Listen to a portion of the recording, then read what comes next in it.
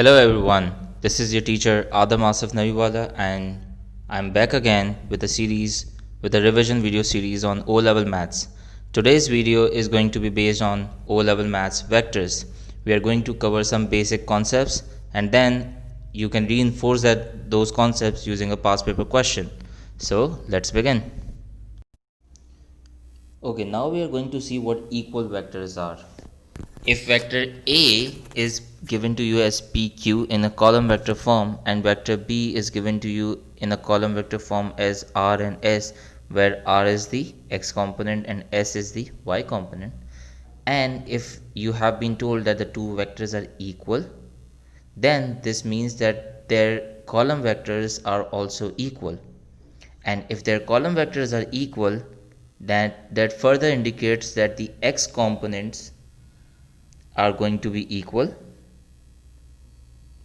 The X components are going to be equal and the Y components are going to be equal. Hence P is going to be equal to R and Q is going to be equal to S. So equal vectors have the same magnitude and they are in the same direction. Okay. So if we have this as a vector and let's say this is vector A and this is vector B, if we know that the two vectors have the same magnitude, meaning the same length, and they have the direction as well same, then only the two vectors are going to be equal vectors. However, if the directions were not equal, were the two vectors would have been in opposite direction, then those vectors are going to be negative of each other.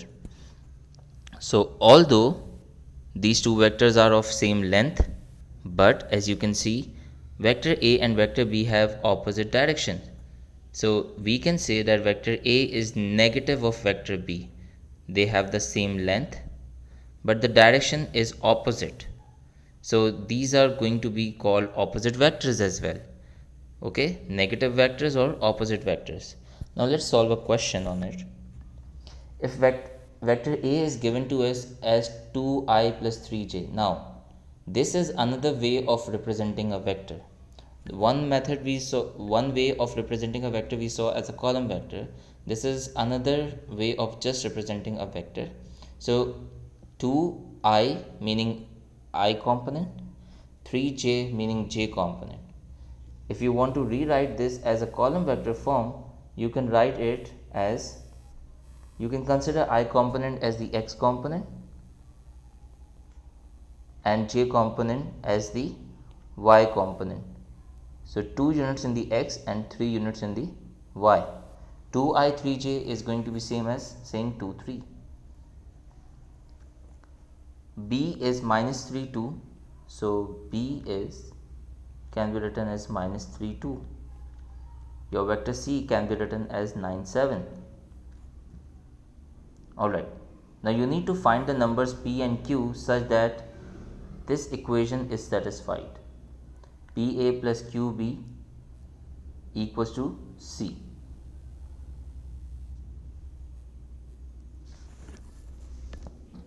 So using this equation PA plus QB equals to C, I'm going to solve for P and Q. P is a scalar number that is unknown. A is a vector 2 3. Q is again a scalar number, vector B is minus 3 2, and the addition of these two is equal to another vector that is C, which is 9 7. Now if you see the left hand side, you can multiply the scalar number with both the X and the Y component. So you are going to get 2P and 3P. Similarly, here you are going to get minus 3Q and 2Q, which is going to be equal to 9 7. If you add the two components over here, two X components, you can add them up and you can add the Y components up and represent this as one vector. You are going to get 2P minus 3Q and 3P plus 2Q. Okay, and this vector is going to be equal to 9 7. Now if we know that the two vectors are equal, then we can say that the X component is going to be equal to the X component and the Y component is going to be equal to the Y component. So that is going to give us two equations. 2p minus 3q equals to 9 and 3p plus 2q equals to 7. You can solve these two equations simultaneously and solve for p and q. So you are going to get p as 3 and q as minus 1. You can either go for substitution or elimination method, whichever you are convenient with. Let's look at this example now. Two column vectors A and B are given to us, and part A says if A vector is equal to vector B, find the value of x and of y. So we are going to use the information provided in the question, which is that the vector A and vector B are equal. So since vector A and B are equal, I can definitely equate the two vectors. This column vector is going to be equal to this vector, right? Now if the two vectors are equal, there are going to be two equations being formed. So the x component is going to be equal to the x component and the y component is going to be equal to the y component. So therefore x minus 2 is going to be equal to 4 minus x, and you can solve this equation and get the value of x as 3. You can equate 3 minus y to y minus 6 and solve this equation, and you are going to get y as 9 over 2, that is 4 whole 1 over 2. Okay. Now in the second part, write down the negative of A as a column vector. So if vector A, we now have x and y, right? So we know the vector A. Vector A is going to be x minus 2 and the value of x was 3. And the y component of A is going to be 3 minus y, which is 9 over 2. So A vector comes out to be 1 whole minus 1.5. So the negative of A vector is now going to be negative of A. You just have to multiply the vector with a negative sign. So that is going to give you minus 1 and plus 1.5. In the third part, you have been asked to show that the magnitude of A is equal to magnitude of B. The length is equal. So we know that the two vectors are equal, right? So you can evaluate. If the two vectors are equal, then their magnitude is also going to be equal. So let's show the working by plugging in the values of x and y.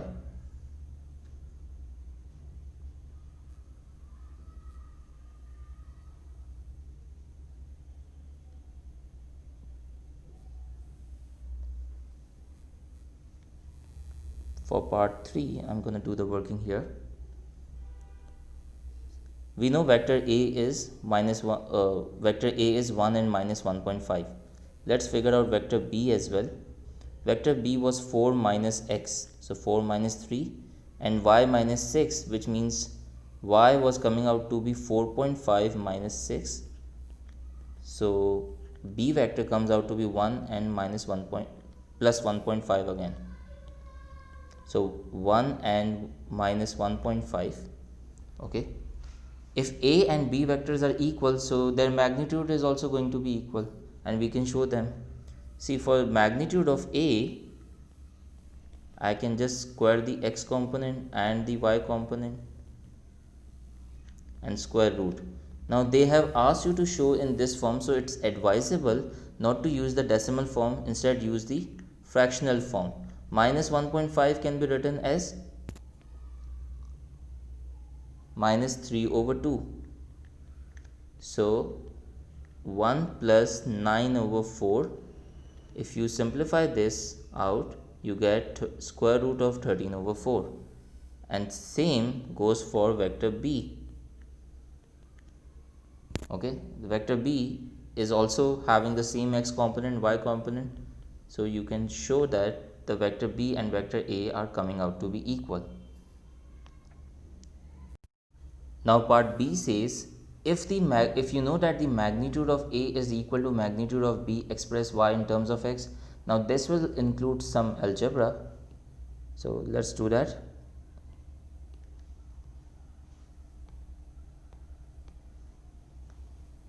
B part 1. So magnitude of A is equal to magnitude of B. A vector was x minus 2, so the magnitude is going to be found out by x minus 2 the whole thing square plus 3 minus y the whole thing square. That is going to be equal to square root of 4 minus x the whole thing square plus y minus 6 the whole thing square. That's your vector A magnitude and that is your vector B magnitude. You are going to equate them and solve this algebra. So the first thing you can do is you can square on both sides to eliminate these square roots. Then you can expand on x minus 2. You are going to be left with x minus 2 the whole thing square plus 3 minus y the whole thing square.